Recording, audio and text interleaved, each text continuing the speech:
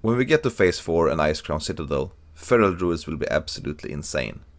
We're talking a DPS increase of over 4,500 damage from previous phases when we get to our BiS setup, which will average out to over 300 DPS increase per item you can get your hands on in Icecrown in average. So we will go over some insane items like our trinkets and weapons, so let's get to it.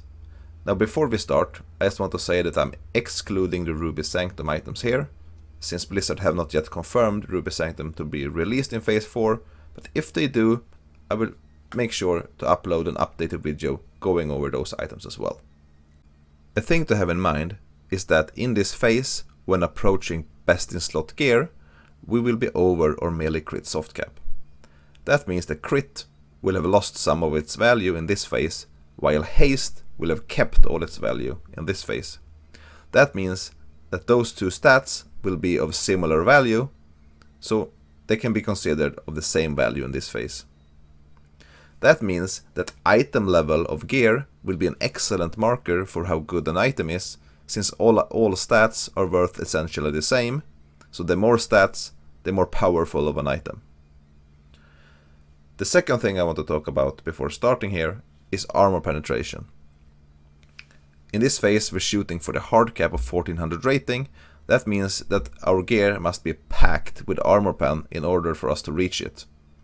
So with this setup you will notice that almost every item slot here contains armor penetration, except a few ones, and that's important to keep in mind while discussing alternative items, because we can't trade off almost any armor pen for other stats in order to reach our hard cap. Another thing I want to talk about is expertise and hit. Now, items in phase 4 are insanely good, so just one item giving expertise, like these legs, will almost bring you to your cap alone. So these legs with just a few gems will bring you close enough to your expertise cap. That's also important to keep in mind when going over alternative items, that you can't have many items with expertise on, because they will just be wasting their stats. Now hit is in a different position, because almost all these items that gives armor pen contains no hit. The only two items in this setup containing hit are the rings. So we will be kind of hit starved in this setup, and therefore having to gem for a lot of hit. So that's also important to keep in mind while discussing alternative items, that hit is something we want more of. So let's talk about the gear. The first thing I want to go over is the set and potential off pieces to choose from in each of these slots. So in this phase we're going for the 4-set bonus. The bonus with the 4-set allows our rakes to crit, and any other setup that doesn't shoot for the 4-set bonus won't be as powerful as the rake critting. So we're going for the 4-set bonus in this phase. Now I have chosen to go with the gloves as the off piece, so let's start the comparison there. If we look at the set gloves and compare them to these gloves, you'll see that they are very similar. The only thing differs really is that these gloves, the Aldrianas ones, got another socket, so they are a little better, but the stats are the same with these two. So why didn't I choose another off piece then? Well, let's take a look at them, starting with the head here. Now this head gives over 100 armor pen and a red socket you can put armor pen in. So that's a lot of armor pen. And the only other head we can consider really is this Geistlord's punishment sack, which gives a lot of hit. Now we need a lot of hit, so hit is great, but we're losing out on more than 100 armor pen and a red socket, because this one got a yellow socket. So we're essentially 6 sockets down if we change this head, and we just can't afford that. So we'll go for the head. Now if we look at the shoulders, it's essentially the same story here. These shoulders gives over 80 armor pen and a red socket. Now the alternative shoulders here are also great. They give haste. Haste is more valuable to us this phase than previous phases, and it gives 2 sockets. Now the extra socket here is yellow compared to these shoulders that have a red one, so we can't put armor pen in that socket either, so it didn't help us really. So we're down 4 armor pen sockets if we choose other shoulders than these ones. So it's just not worth it. For the chest, the alternative chest is this one, which is absolutely insane on its own. Now the problem here is that this chest gives expertise. And if I pick this chest, I have to keep the set legs in order to keep the 4 set bonus. And the legs also gives expertise. So almost all the expertise in this chest will be lost, because we will just go way over the cap. That's one of the reasons. Now the second reason is, again, this chest gives over 100 armor pen, which you can't afford to lose out on. Now this chest compensates for that a little, because we won't go for the socket bonus in this chest, so we can put 3 armor pen gems in this one, and just 1 in this one, but it's still not worth doing, and you can't reach a more optimal setup with that chest. So the best in slot chest is still set chest. So the last piece is the legs then. Now the only other legs to consider are these ones. These ones gives hit, which is great. It have a blue socket, so we won't go for the socket bonus in these ones. So we can put 3 armor pen gems in these ones. But if you compare them to the legs we went with, the set legs, now these ones gives over 120 armor pen. That's 6 sockets alone, and it's just insane. On top of that, these legs gives all the expertise we need. So if you don't go for these legs, we got to find expertise somewhere else, and it won't be as optimal as going with the legs in the first place. So the legs is definitely your best in slot legs. Okay, let's take a look at the rest of the gear, starting with the neck. Now in this phase there are a lot of necks to choose from. That's great. All of these necks are great necks, but the only 277 neck, which will pack the most stats and still contain agility, is this Syndragosa's Cruel Claw. So you won't find any better neck than this, because all the other 277 necks got strength, and they just won't be as powerful as Syndragosa's Cruel Claw.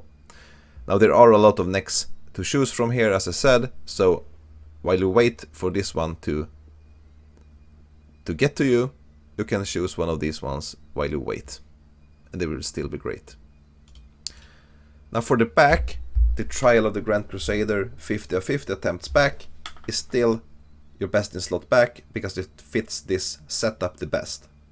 Now there is another setup that I'm going to show you after we went over this one that will utilize this Shadow Slayer's Cloak, and that set will just be about between 10 and 15 DPS behind, so it doesn't really, it's still very close to the BiS setup. So if you don't got this 50 of 50 attempts back, maybe your guild doesn't clear it regularly, or you can't get your hands on it, then don't despair.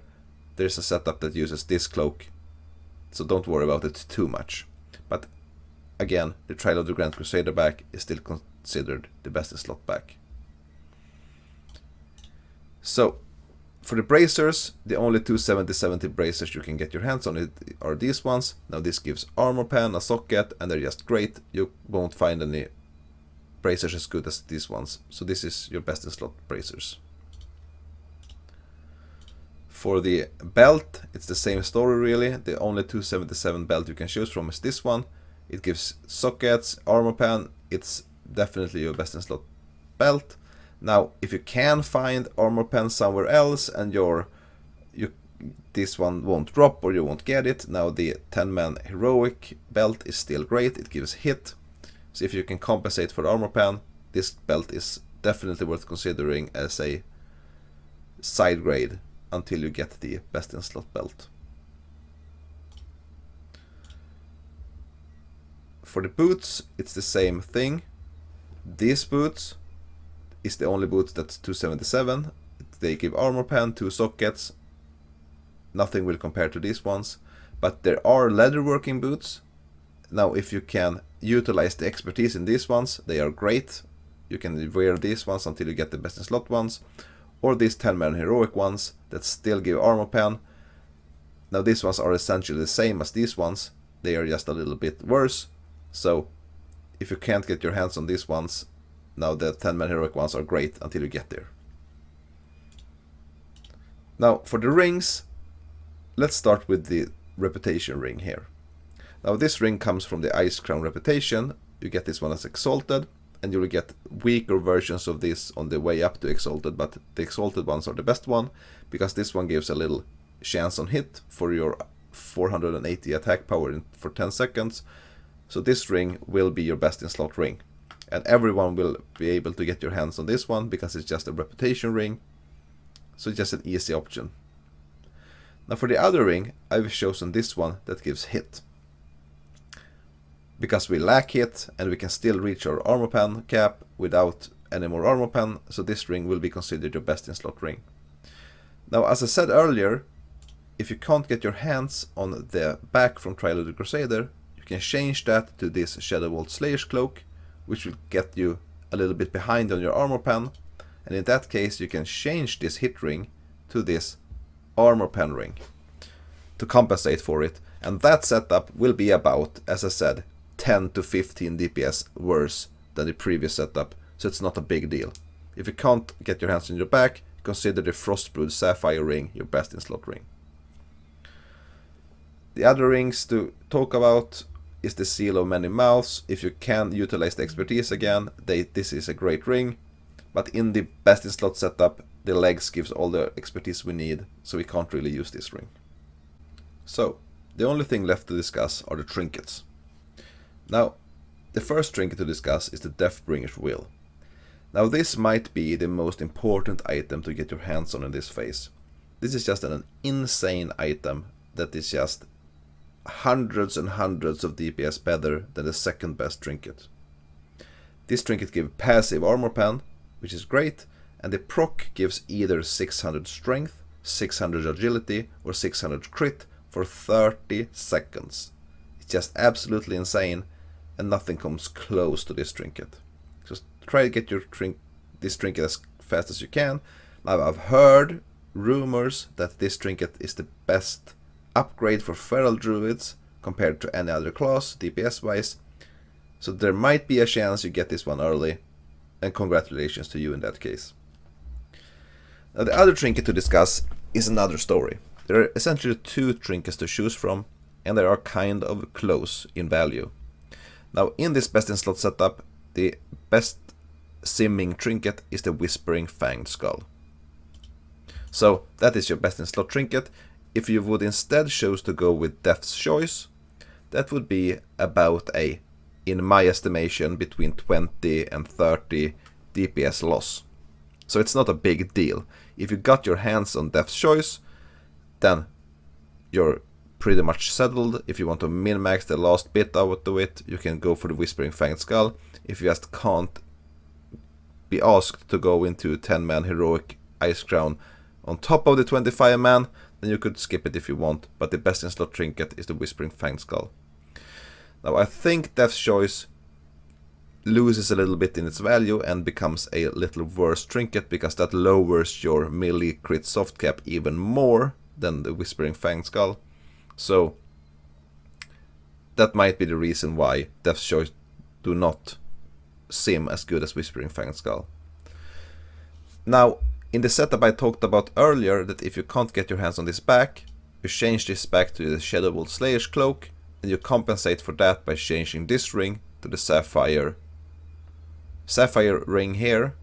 Then in that case, my estimations and my simming shows that if you go for that setup, then Death's Choice sims better than Whispering Fanged Skull. I'm not really sure about why that is. It might be because that setup is has a little less crit in it, so lowering your crit soft cap isn't as detrimental then, so maybe that's why it takes the upper hand. I'm not really sure, but with my simming, if you go for this back here and this ring here, and you change around the sockets a little so you're not under the hit cap, as I said earlier, you got to change the sockets, but then in this case you can go for Death's Choice being your best in slot trinket. So that's two sets to choose from, and I would, if you don't have Death's Choice and you don't have the back, then just go for either one of them. The one you get first might determine which way you go. If you don't do 50 or 50, then you can get your hands on Death's Choice, then maybe go for this set. But anyway, the best in slot set is the one we're looking at now, with the Whispering Fanged Skull, the Bone Colossus Ring, and Sylvanas Cunning for the Horde. Speaking of the Horde, let's take a look at the Alliance set. Now for the Alliance, it's the exact same set. You're just not going, obviously, for Sylvanas Cunning, you're going for Veresa's Dexterity instead, because that's the Alliance version, and you just change around your sockets a little. And you're still at the same set. Now this set you must activate the extra hit from the Alliance for it to make sense. So this is the Alliance best in slot set. So it's essentially the same as the Horde one. So that's it. Thanks you all for watching. Let's see you next time.